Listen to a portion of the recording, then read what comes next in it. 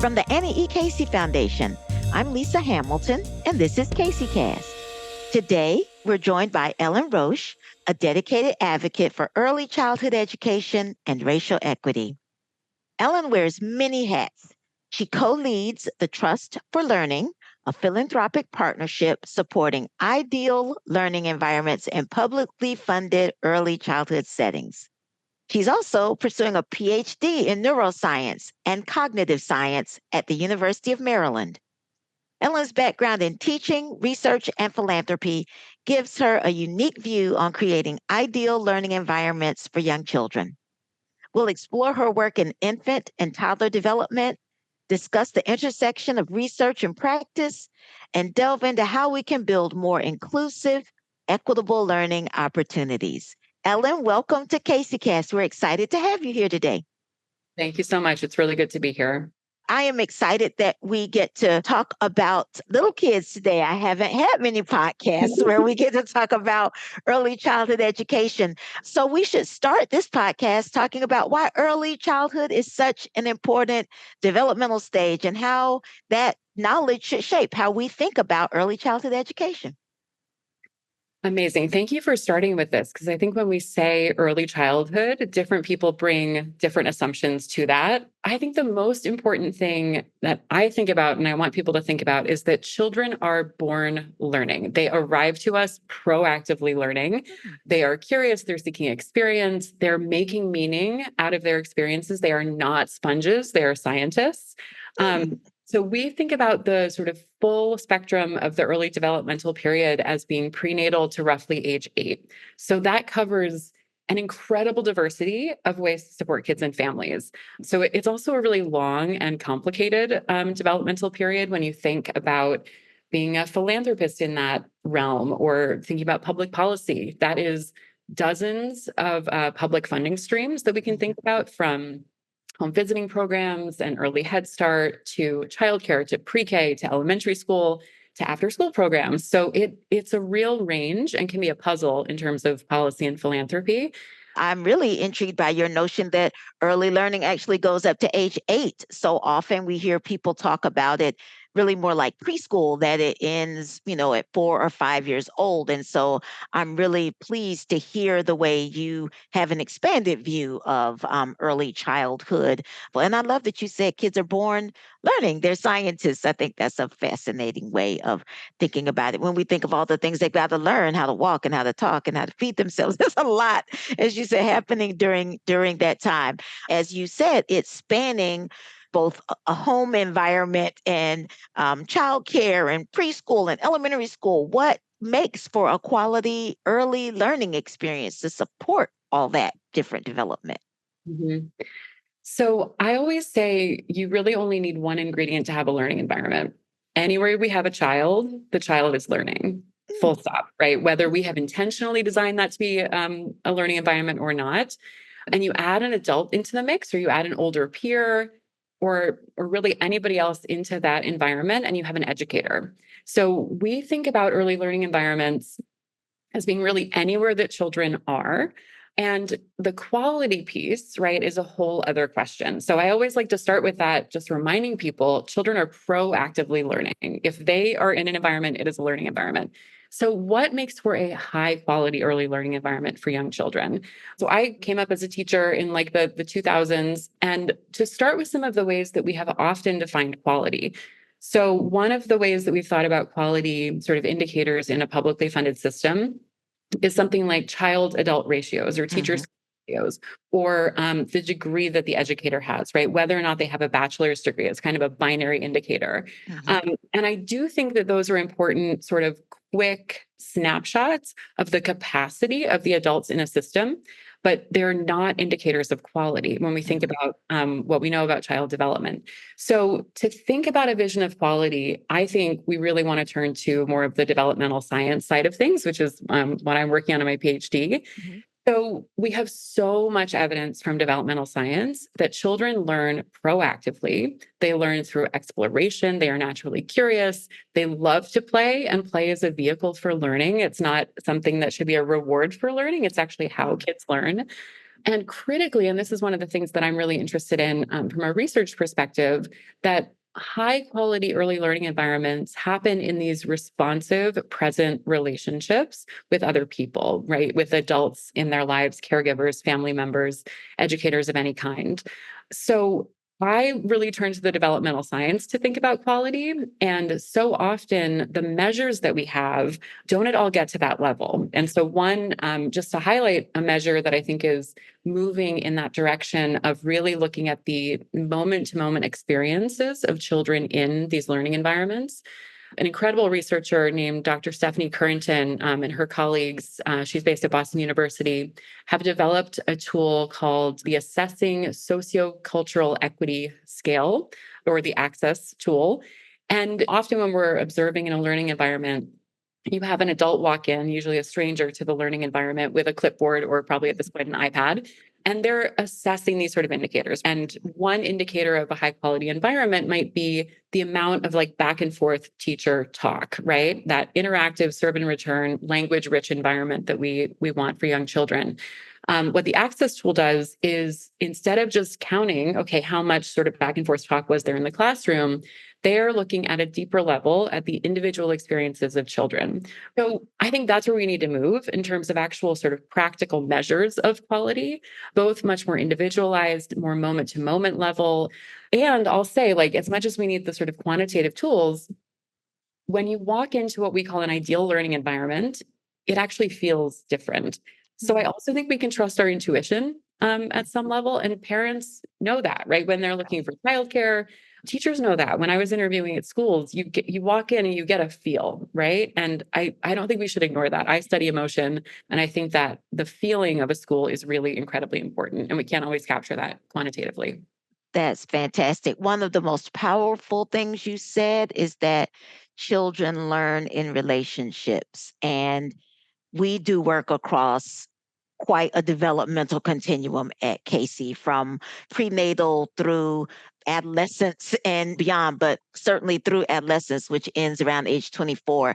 And over again, we are told through the neuroscience, it teaches us that babies, children, adolescents, they all grow and learn best in relationship. And I don't think there's any way we can legislate this, but in so many ways, it's love is in there. We don't use the word love, but it is that deep care that I think any child or young person feels from an adult in their life, that helps them trust, that opens the possibility of growth. And so it is just so warming to hear you say that relationship piece, because I think, like you said, we often look at learning environments and are picking them apart in all kinds of quantitative ways, but it's that relationship, that trust, that really is what unlocks growth for young people. So thank you for lifting that up.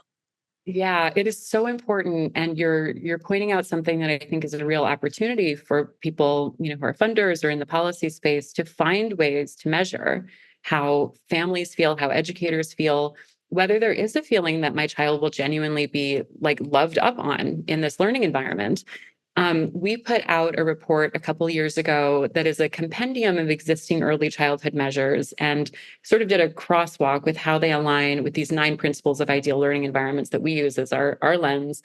And one of those, of course, being relationships. And one of the recommendations coming out of that report, which my co-director, Chris Ann Gale, led with a council of experts in this kind of realm across the country, is the idea that we should really be asking parents for their feedback on the quality of a program, right? So that feeling of a parent when they walk in the door, especially parents from all backgrounds, right? Parents who don't speak English, parents of color, how do they feel about the quality, and lift that up as a critically important indicator, right, of the actual program quality.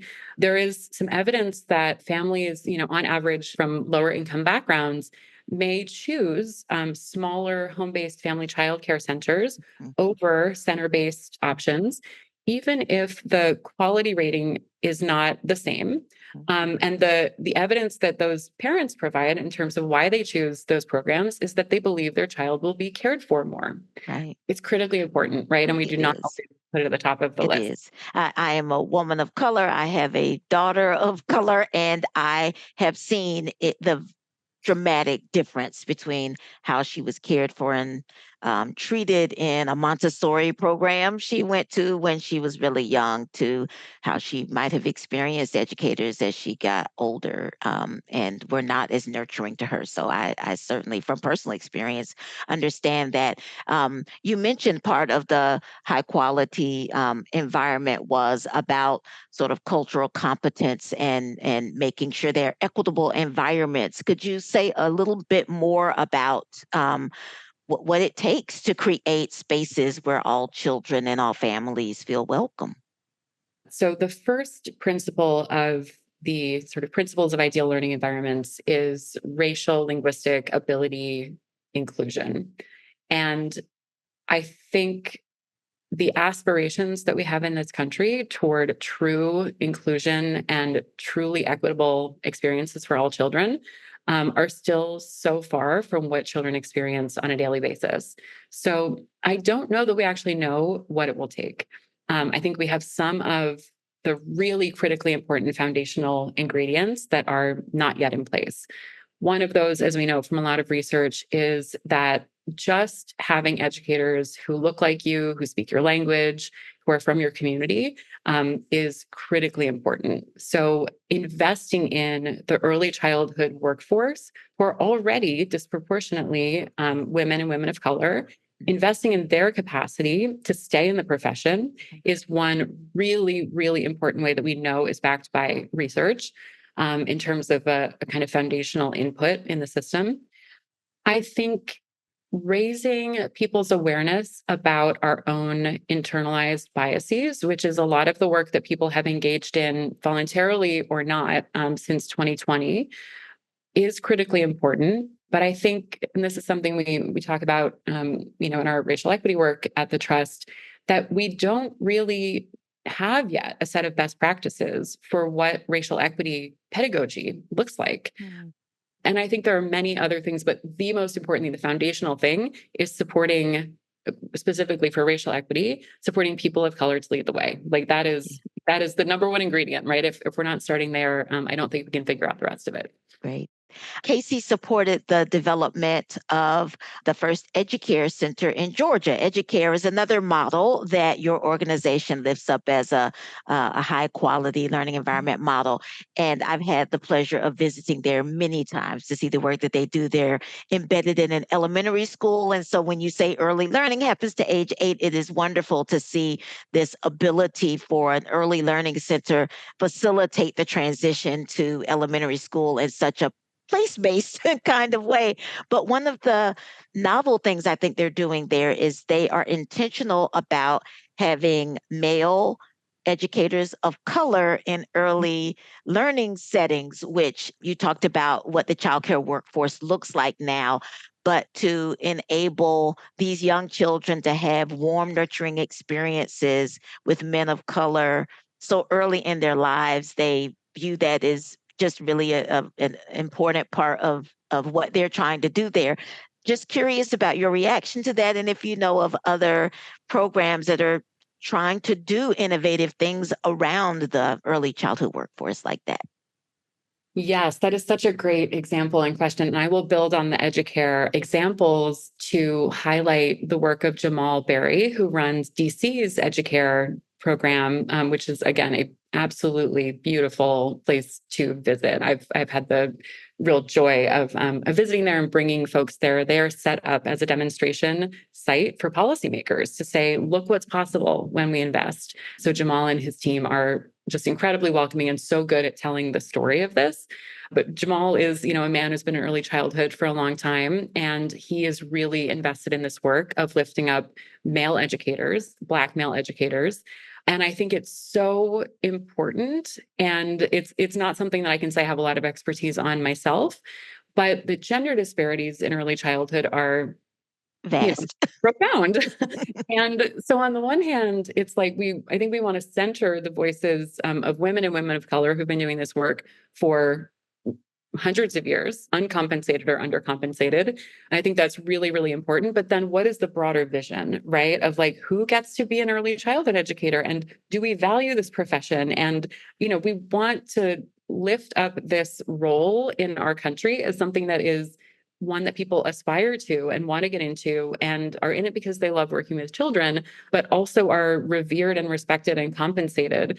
And for so many people who are working as early childhood educators today, they have all the first ingredients, right? They love working with children, they're great at it, they are incredibly devoted, but we are not really supporting them as a society. So I would love to see the workforce be more diverse in the future.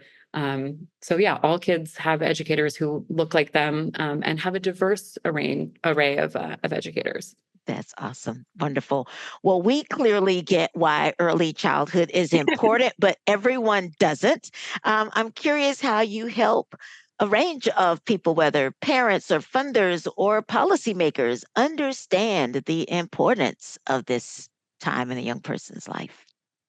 One piece of it is actually myth busting, because there are so many pervasive myths about young children that people still believe that are either potentially racist, sexist, just based on really old science that has been completely let go of.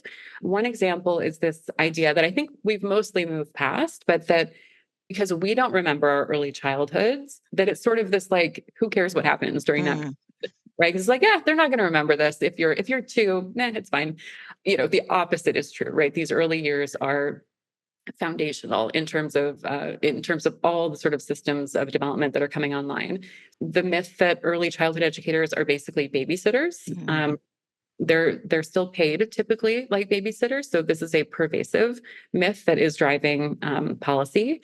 And related to that, this idea that childcare or early childhood education should be cheap or free because we have been raised in a country where women do it like out of the goodness of our hearts, or for hundreds of years because we literally had to legally. Mm. But I think on the more sort of proactive and hopeful side of the messaging, and I think we're seeing this work in terms of policy. I really am excited myself by the brain science. And I think getting people excited about the brain science is really helpful because it demystifies so much of what we experience as humans, right? And there's so much cool science that has not really made it into the public discourse, or if it has, it's made it in only the most like headline kind of ways. Mhm. But even for adults, right? Like when you tell people that, okay, so early childhood is this sensitive and amazing period of neuroplasticity. Adolescence is too. I'm interested in Yeah. adolescence, although I'm not in that world right now.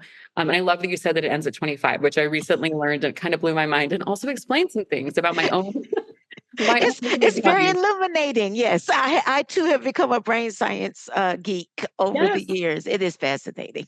Yes, I got myself off on a tangent. But when you tell people about the research on pregnancy and neuroplasticity, or parenting and neuroplasticity, or caregiving and neuroplasticity, Mhm. right? Whether or not you are the one who carries the child, our brains change when we interact with children.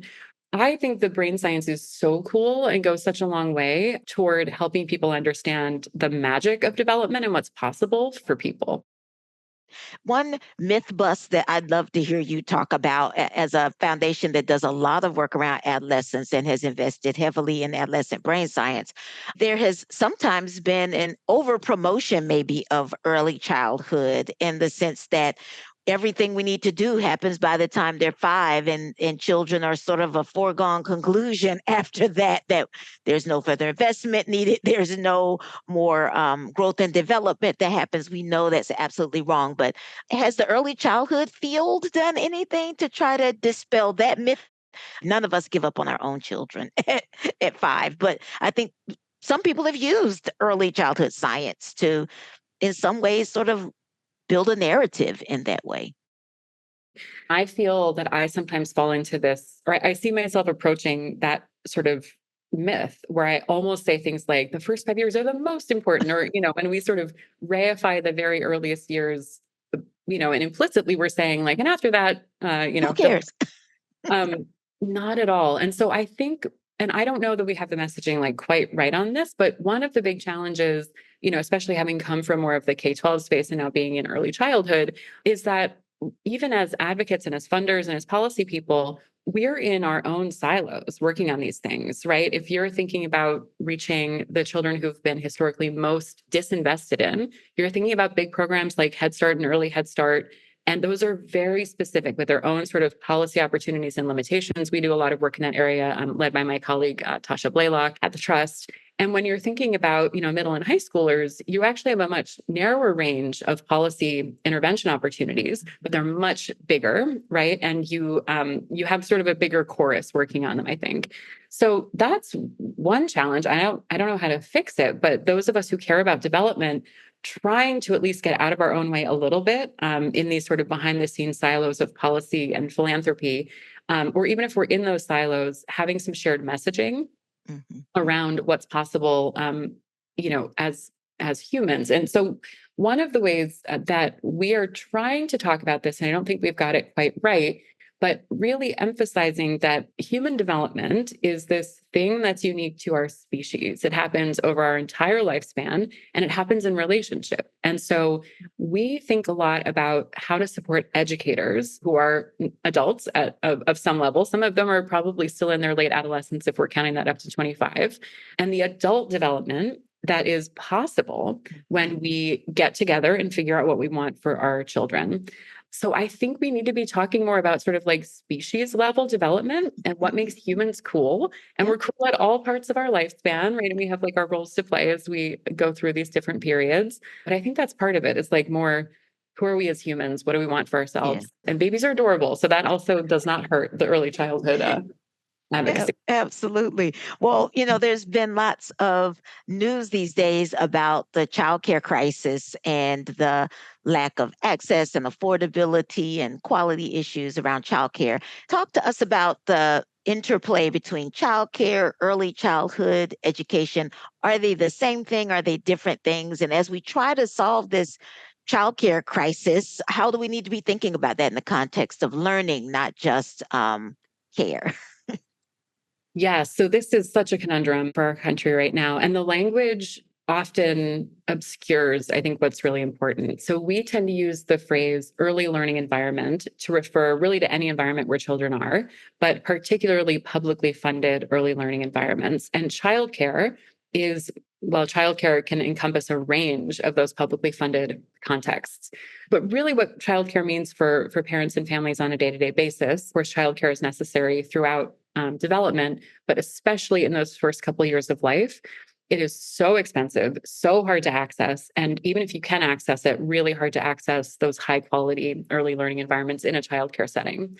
So there's this sort of touch point in developmental science, the Gary Bronfenbrenner's bioecological model. And if you're listening to this, feel free to Google it. There are these beautiful images of the individual child nested in the family as sort of the closest ring of development. And then, one layer out, you have the community and maybe the school. And then another layer out, you have some policy contexts that are going to influence that child's development. And then the furthest layer out, you have these macro forces like COVID and climate change and racism. So I think the sort of relationship between childcare and development, when we think from that really interconnected perspective, is that if families can't afford high quality childcare, it influences all of the rings of all those influences on development, right? So for the child, if they don't have access to high quality childcare, that might mean that they're in a lower quality childcare setting. So they're possibly missing out on those rich, interactive, exploratory, play-based experiences that they could have if they had a high quality childcare setting. If they're in a childcare setting where their educators are undercompensated, which they are very likely to be, because all early childhood educators, especially in the childcare context, are dramatically undercompensated, then they are being cared for and taught by educators who are likely to be chronically stressed, likely to turn over. Almost half of those educators themselves will rely on public subsidies. So all the science, right, says that chronic stress is bad for people. Yet we have designed these systems to ensure that all the people within them are navigating chronic stress on a daily basis. So that impacts children, it impacts educators.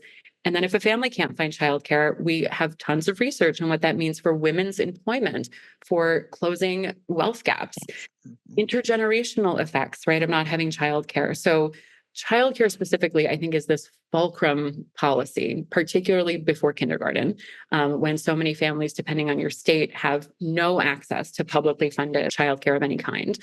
It's the kind of investment that can really change the trajectory of people's lives in this country, but change our country. So I think we have to be talking about it that way. Why don't we shift and talk about what your organization, the Trust for Learning, does to try to address so many of these issues we have talked about and strengthen early learning environments? So, Trust for Learning is a philanthropic partnership. So, we were started by two Montessori moms who both had small family foundations, and their children were in this beautiful private Montessori program.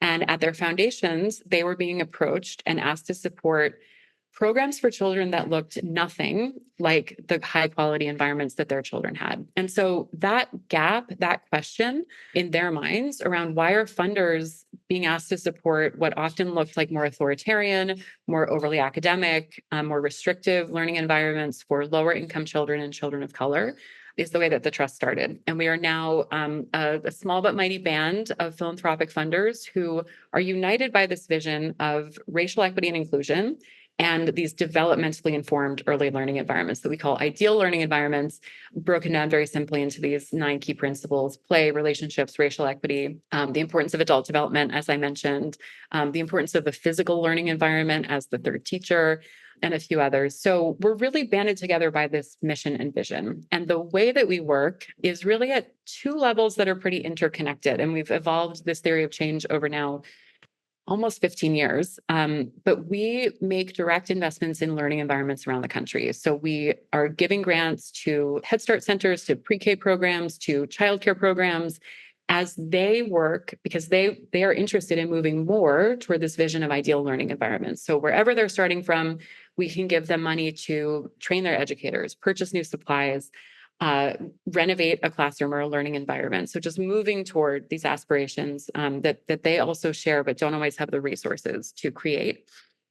And then we work to change the policy environments that surround those learning environments, because we have so many gaps in policy that if we change them could allow all children, or many, many more children, to access these ideal learning environments much more quickly. So our work spans, working directly with programs around the country and working directly with policymakers at a state level and here in DC, where I live, at the federal level. And then the way we tend to work, so we make direct investments. We also do a ton of movement building work. We bring people together from around the US, from around different kinds of contexts and settings, to show up at policy tables and build those skills and the confidence to say, well, here's what I think should change in policy. And then the trust really acts as a megaphone to amplify that kind of co-creative policy agenda through our work. That is fantastic. Well, I'm curious what kind of guidance you give to other funders who want to do this work. We know there are lots of funders who are interested in early education. Where do we still need more funding or research or expertise to drive our country forward towards this vision? Yeah, so I think different funders have different priorities based on their own restrictions. But I think actually this connective tissue between local work and policy work is so important. And often funders fund either in one area or the other, right? Often, sometimes we'll see local funders who are giving extraordinary amounts and providing amazing support to local programs. And then we'll see national funders or sometimes local funders who are really doing the policy work, but don't really have strong connections to communities who are day to day navigating the policy implications. So I really think it's that connective tissue that we're trying to do at the Trust that's so important. And I'll share, just to highlight, a colleague of mine, Alicia Lanier, who runs a beautiful Reggio Emilia Head Start program in St. Louis with her community. So every day, Alicia is running this truly spectacular place for children. Her philosophy is that if you're a young child, you walk into a classroom and it's yours, right? It is designed for you. You have a right to beauty. You have a right to freedom. And everything about the learning environment should support all of that. So Alicia is doing this incredible day-to-day work as an educator, a leader, a mom, a friend. She is just like powerhouse day to day. And then she's also this brilliant storyteller, policy advocate, and community organizer. So she's bringing parents and educators together to City Hall and to the State House. She's showing up in DC with her educators to come to the Head Start Network to show up and talk to policymakers. And Alicia does have plenty of formal credentials, but I think the most powerful expertise that she brings, and the reason she's such a powerful voice for policy change, is her daily experience, right? She is creating an ideal learning environment in a Head Start context, in a community that has been systemically disinvested in for many years. She's Black. She talks a lot about the Black community where she lives. So from my perspective, it is more important that Alicia's voice is at these policy tables than mine is. So funders can help make those connections. Funders can meet people in communities and find out, like, what do you actually need to have change, right? And are you interested in talking to policymakers? Many people are already doing that, but funders have so much power and can make those connections to change who sits at policy tables. That's awesome. We've talked a lot about communities that have faced lots of adversity and families who faced a lot of adversity, and early childhood being such a powerful tool to try to overcome challenges or create a great start for young children who might have families who face challenges. Your organization does a lot of research in this space. What kinds of adversity are you studying, and what are you seeing that can be helpful in getting children, even from some of the most challenging backgrounds, on the right foot from the beginning? So there has been this rise in research on like indicators of adversity, which are so various and often show up in clusters in terms of experiencing racism or experiencing disinvestment. And I am most interested as a researcher, and I think at the Trust, we're most interested too, in thinking about structural drivers of adversity. So things like racism, entrenched, limited access to opportunity, food deserts. We don't necessarily work on food deserts, but things like that, tax policy, these big macro level drivers. So in that Bronfenbrenner, sort of nested group of circles, the things out further toward the edges, because these are things outside of families' control, right? No individual parent can like take on most of Food these. deserts are right. Yeah, exactly. And what I worry about, and part of why I decided to do a PhD, is that I think so often we study interventions that are individual level or school level. And these larger forces, right, are like flooding families with challenges. And we're like, well, let's see if we teach this parent how to be a better parent for 3 hours, in a randomized control trial, whether their child has better, is going to graduate from Outcomes. school. Yep. We will Yeah. often say you cannot program yourself out of the problems we've got to work systemically. We've got to work on policy. Yeah, so I'm really interested in some of these policy interventions, and there's so much interesting research happening right now on that level. So, like the Baby's First Years project is an ongoing. We invested in that. I was going to say, I thought maybe you all had, We yeah, did, which for listeners became sort of the foundational research around the expansion of the child tax credit. It helped us understand how much just a few $100s a month helps to stabilize low income families' lives so that they can put healthy food on the table, buy back to school supplies, make sure the rent is paid. So yes, we know how important studies like that are.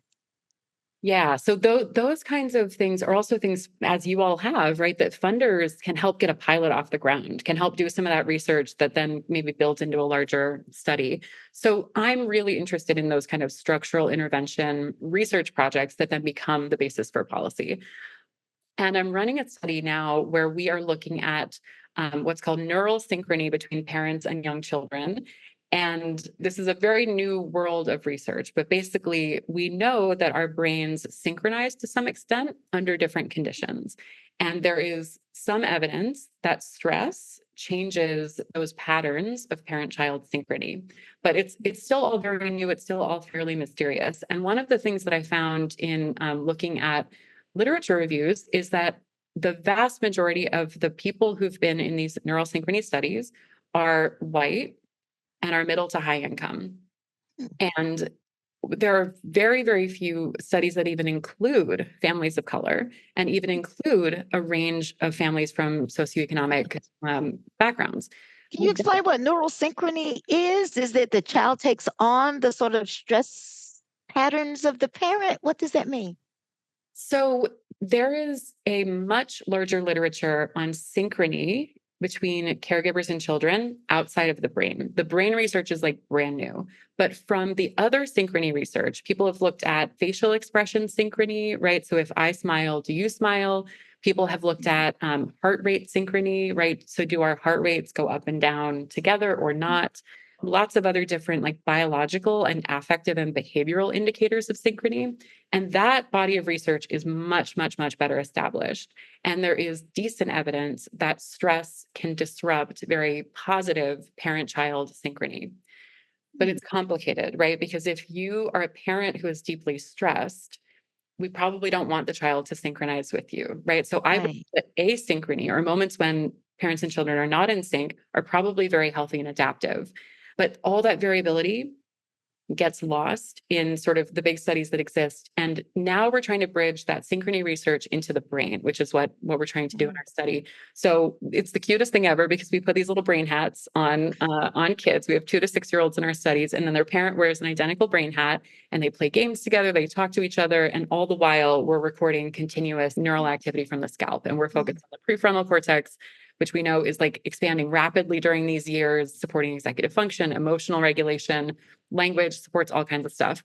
And what we're looking for is, does the brain activity in particular regions between parents and children move up and down together is the very, very, very basic question. And what I'm attempting to do is first have a much more inclusive sample. So we've worked with about 60 families so far. The majority are families of color, a real range of socioeconomic backgrounds, a decent range of home languages spoken, just for the sake of like, let's have data that's actually representative, right? And maybe we'll come to the same conclusions, maybe we won't. But the other thing we're trying to do is, again, look sort of within families, because every family has their own rhythm that works for them, and try to figure out what are like the range of things that might trigger this neural synchrony across families. And they may not be the same for every family. That's kind of the working hypothesis, but all at this point theoretical because we are still collecting data. So. Well, there's obviously still lots to learn, even though we already know so much about early childhood, and we are grateful to the Trust for Learning for championing, investing in, and educating the rest of us about this work. As a final question, just could you give me a couple of sentences on where you think we need to go in this country around early learning? What do we need to be working on together? So I think the adults in the room at this moment in the country have a real opportunity to come together and say, you know what if we centered children in policy? And of course, that's childcare. That is investing in public pre-K. That is expanding, all these programs that we know are so important, but it's also climate policy. It's peace and justice work. It is really reclaiming, I think, our vision for what is possible in the United States for future generations. That's what my parents and grandparents did, right? That's what all of our ancestors have done. And we've been struggling, and like we have the capacity as adults to come together and say we want something different. So I think that's the short answer for like the short term. I love that. If we could center children in policy, really amazing country. Thank you so much for that vision. And thank you so much for joining us today, Ellen, and all the amazing work that the Trust for Learning does. And thank you to our listeners as well.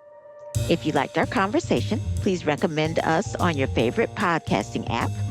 To learn more about Casey and the work of our guest, check out our show notes at aecf.org/podcast. Until next time, I wish all of America's kids and all of you a bright future.